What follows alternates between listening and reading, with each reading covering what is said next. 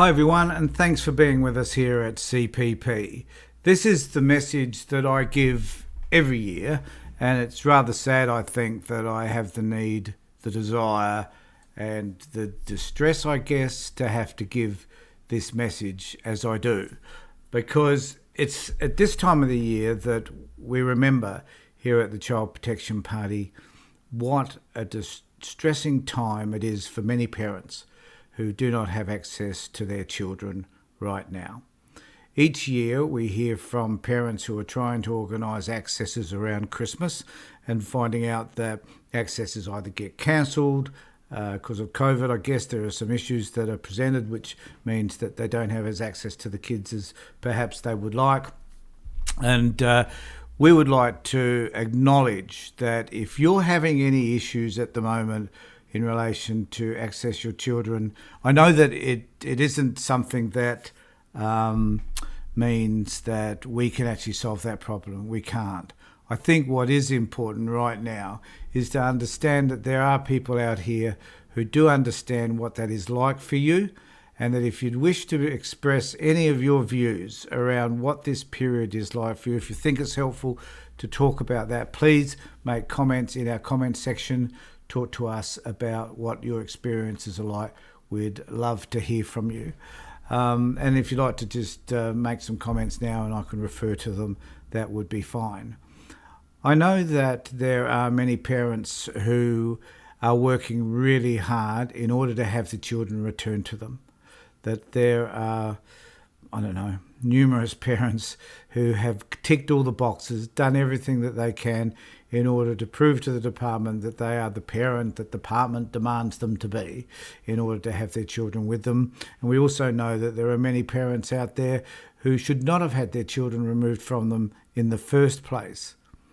This year has been a year of turmoil, not just because of COVID-19, but because we've been working very hard to collate the stories of people who come to CPP asking us to help them through the quagmire, which is the department.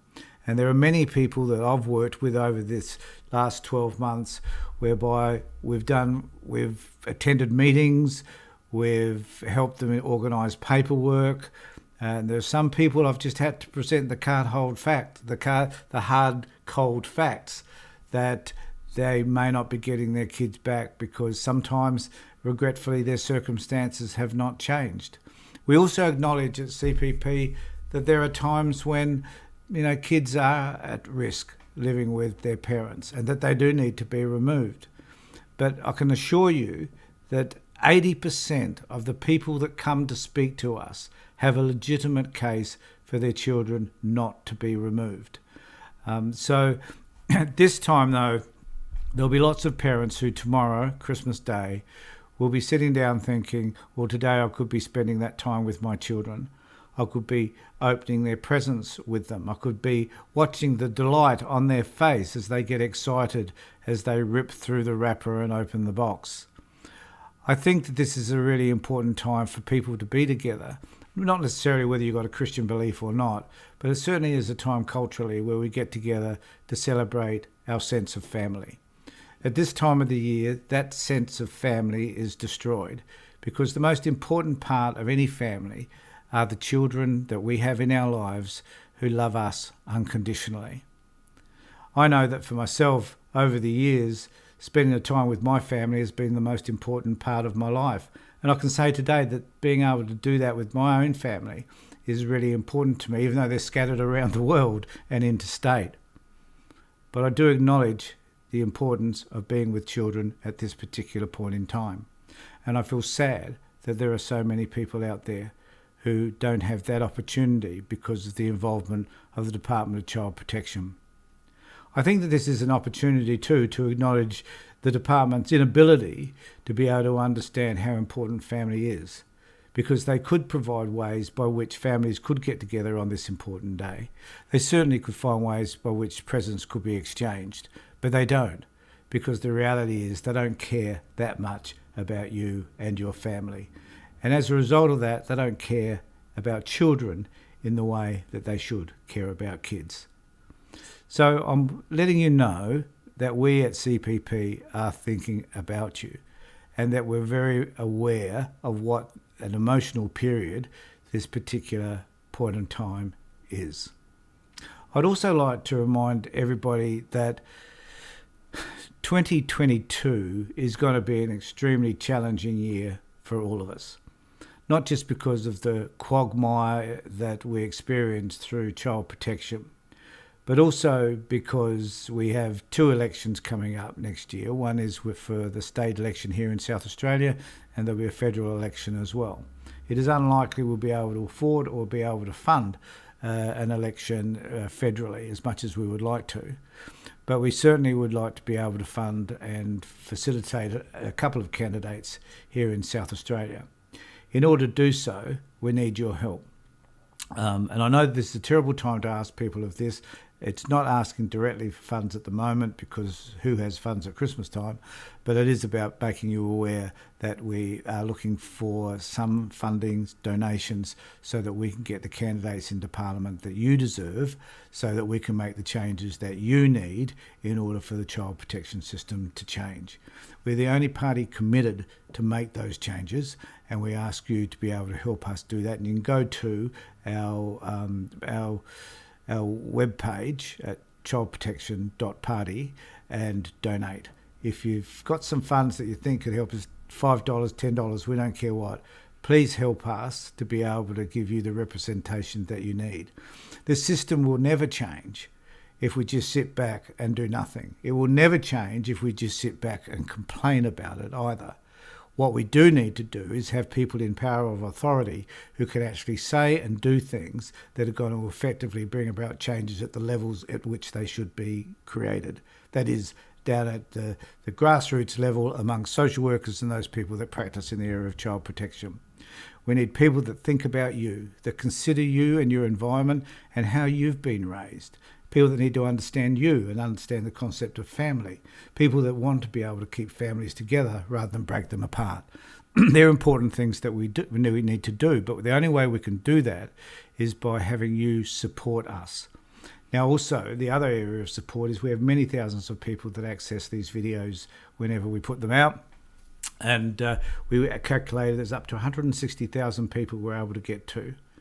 Now, if you're one of those persons and you do believe that the issues around child protection are important, the issues around presenting the issues concerning children generally is important to you, then the Child Protection Party is the party for which you should belong. And so we also encourage you to join us. One of the greatest disappointments that we have in this party is the number of people who support us in terms of watching our videos and who agree with some of the things that we're doing, but aren't prepared to put up their hand and put the effort into making a difference. As I said earlier, we can complain as much as we like, but the reality is, unless a number of people like myself and Avery and Wendy and Clinton and others on our executive can get together to be able to generate some momentum around child protection, then it's all for naught. Because we work hard at what we do it as a voluntary basis, but we need your support, every one of you. We need you to support us to turn it into a reality. To be a political party in name only is not good enough. We need to be a political party with representatives in Parliament so that we can effectively bring about the changes that you need. There's also an inquiry taking place into foster care and kinship care in the South Australian government. I just want to make it known to anybody who's a foster parent who is watching this and you would like to be able to make a statement in relation to your experiences around the department's treatment of you, then we ask that you contact admin@childprotection.party so that we can note what you say, and as a political party we can put in a submission to that inquiry on your behalf. That is, if you don't wish to attend one of their sessions. So I'll just read through. We don't have all that many. Well, I have a number of people, few people online, or have had. Very important. I'm an institutional abuse survivor, says Daniel. Fought them for 4 years. I'm still fighting to get a better system. Daniel, join us. We're going to be plugging this notion for some time that the only way we're going to bring about change is through this party. There'll be other independents. There's an opportunity now because independents are having a greater voice than they've ever had before. And people like us that are a singular type party, which is about caring for and nurturing kids so that their views are heard, so that they do have a voice in a system in which most of the time they are voiceless, and that we are able to institute legislation, ask questions at a political level, ask questions of the minister and other people involved in the affairs of children, and we can get answers and put pressure on those who currently run this system. And the only way that that will ever change is by people like you, Daniel, signing up to become a member of CPP and then becoming active in the things that we do. Whichever state you're in, there is a branch state, there is a branch, and we can have you form part of those branches around Australia, no matter where you are. It's not just South Australia. It's not just about our national executive. It's about taking a role in each state. The issues are the same. No matter where we are in the world, no matter where we are in Australia, the issues around child protection are exactly the same. I was having an interview with Cab on Monday night, Daniel. I don't know who that is. Let me know. And JJ, thanks for posting as well. And Stacey says, Christmas could be a different time for all. It's time of the year. Lots of people experience loneliness, anxiety and depression. And she's put up here the Lifeline services to Paul and other emergency services that people can contact. So thanks for doing that, Stacey. I really appreciate that, actually. That during this particular time, I think the anxiety, the loneliness and depression can occur, particularly for those people that don't have their kids with them. And I guess that doesn't apply to the kids through the child protection system. It's also about children that may not be with you because, in my case, they're overseas and interstate. But to acknowledge that there are many parents out there right at this moment who could have their children with them, but the department chooses not to facilitate that, or they've removed them in the first place unnecessarily.